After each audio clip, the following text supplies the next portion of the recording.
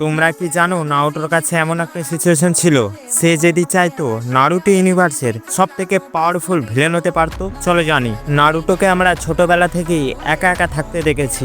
Naruto যার কাছেই যায় সে তার কাছ থেকে দূরে সরে যায়, হেট করতে থাকে। সবাই বলে নারুটো ভিলেজে থাকার যোগ্য নয়। নারুটো ভাবে আমি যদি হোকাগে হই তাহলে সবাই আমাকে একসেপ্ট করবে, রেসপেক্ট দেবে। সেই জন্য নিজেকে প্রমাণ করার জন্য সে কঠোর পরিশ্রম করে, নিজের স্বপ্ন পূরণের জন্য লড়াই করে এবং নিজের স্বপ্নও পূরণ করে হোকাগে হয়ে। এখন আমার প্রশ্ন হলো, নারুটো ভিলেজে থাকার যোগ্য এটা কারো কাছে প্রমাণ করার দরকার ছিল? কারণ সবাই এটা যখন জানতো নারুটো একটা মনস্টার, একটা জিনচুরিকি, তাহলে নিশ্চয়ই এটাও জানতো যে কেন হয়েছে। নাইনটেল ফক্সের হামলায় ভিলেজকে বাঁচানোর জন্য, ভিলেজের লোকেদের বাঁচানোর জন্য। সব জেনেও ভিলেজের সবাই তার সাথে কেমন ব্যবহার করেছিল।